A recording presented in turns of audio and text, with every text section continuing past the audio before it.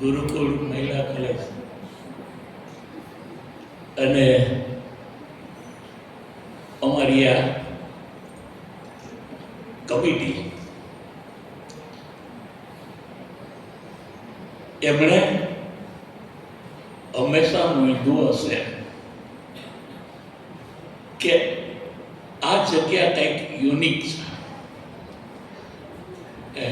માનની ડૉક્ટર નાગર સાહેબ, પ્રાચાર્ય રોહિણીબા, મારા સાથી committee members, IQAC committee members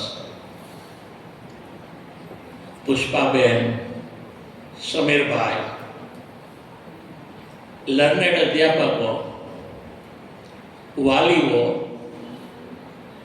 અને વિદ્યાર્થીની બહેનો, આજે મને એમ હતું કે જે બહેનો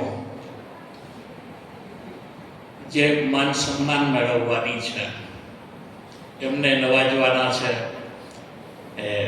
મેડલ્સથી, સર્ટિફિકેટ્સથી, તો એ વખતે હું એક એકનું નામ યાદ રાખી અને એમને વિશ કરું. પણ મને તો મુશ્કેલી મૂકી દીધો. કેટલી એક્ટિવિટીઝ જેને હું યાદ રાખવા જાઉં તો નથી રાખી શક્યો. એટલી બહેનો જેમણે માન સન્માન મેળવ્યા છે અને એમને મદદ કરવા માટે તત્પર એવી બહેનો એટલી જે અભિનંદનને પાત્ર છે બધા, પણ એમને વ્યક્તિગત રીતે હું અભિનંદન આપવા માટે યાદ નથી રાખી શક્યો. એટલી તમારી સફળતા. એવું કહેવાય છે ને કે ક્રિયાપદનું સ્વરૂપ હોય ને એના ઉપરથી કરતા ઓળખાઈ જાય. તો હમણાં ગુરુકુળનો ઇતિહાસ જે આપણી સામે એક પરફોર્મન્સ રૂપે રજૂ કરવામાં આવ્યો, પછી એમ કહેવાની જરૂર નહોતી રહેતી કે આની પાછળ કરતા કોણ છે. કરતા એની મેળે સ્પષ્ટ હતા. હવે જો હું બે સીન રજૂ કરું છું. આ કોલેજને કેમ યુનિક બનાવે છે. રજૂઆત થઈ, લાઇબ્રેરિયનની પોસ્ટ ભરાયેલી ન હોય, ચાલો આ એક પરિસ્થિતિ. તો જ્યાં એવું કરવામાં આવે કે હાથ જોડીને બેસી જવાનું, તાળું મારી, આ એક સીન. બીજો સીન એવો કે વિદ્યાર્થીની બહેનો રસ લેતી થાય, એને મેન્ટેન કરે, એનામાં લાઇબ્રેરિયન તરીકેના કૌશલ્યો આવે, અને ન તો અધ્યાપકો જ્ઞાનથી વંચિત રહી જાય, ન વિદ્યાર્થી રહી જાય, ન પ્રિન્સિપાલ રહી જાય. આ કરવું જો એના માટે ખૂબ પ્રેરક એવા લીડર જોઈએ, અને એ અહીંયા છે એ ખૂબ ગૌરવની વાત છે.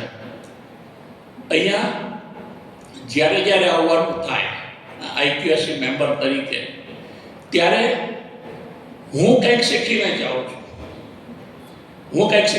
છું.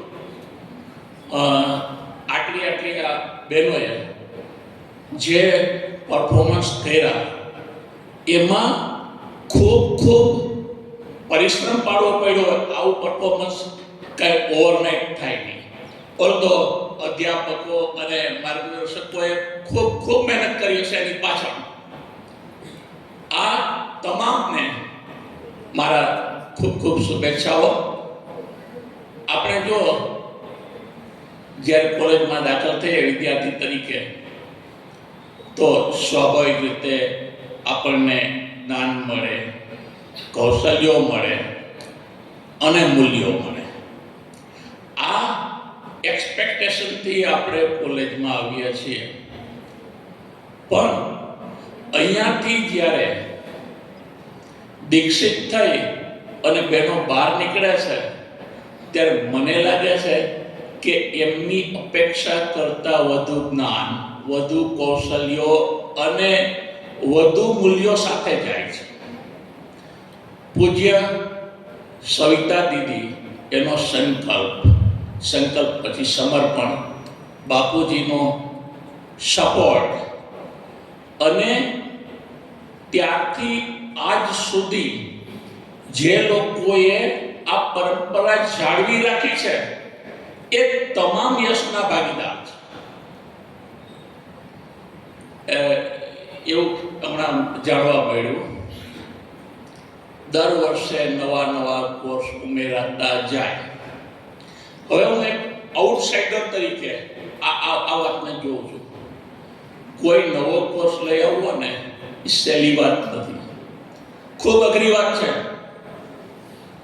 યુનિવર્સિટીમાં રજૂઆતો કરો, આપણી કેપેસિટી પુરવાર કરીએ, પછી એ લોકો એની કમિટી મોકલે, સર્વે કરે, આપણને નવા કોર્સિસ માટે યોગ્ય ગણને આપે. એ બધું ખૂબ મહેનત માગી લેવું કામ છે અને દર વર્ષે નવા કોર્સિસ ઉમેરાતા જાય છે. ખૂબ અભિનંદનને પાત્ર વાત છે. જો સવારના 7 થી સાંજના 7 તો ખરું, પણ એ દરમિયાન જે કામ થાય ને એમાં જરા ઊંડા ઉતરીને જોઈએ તો આજે તમારું ગુરુકુળનું એક સમાચાર પત્ર એવું ખાસ વાંચું છું. એમાં એક કોલોકેશન હોય, એક એડજેક્ટિવ હોય, એક વર્ડ હોય, એવો સિલેક્ટિવ હોય કે માની લો મારે એપ્રિશિએટ નથી કરવું, મારે વખાણ નથી કરવા, થઈ જાય ભાઈ. આવી સિદ્ધિ મેળવતી આ સંસ્થાને મારા તમામ સ્ટેક, હવે જો આટલા પરફોર્મન્સ ત્યાં ફરીથી કહી દઉં, વ્યક્તિગત રીતે હું કોઈને અભિનંદન નહીં આપી શકું, પણ આચાર્યશ્રી, અધ્યાપક ગણ, મદદમાં જે બહારની એજન્સીઓ આવી એ અને વિદ્યાર્થીની બહેનો ખૂબ અભિનંદન. સમય ખૂબ થઈ ગયો છે. Thank you.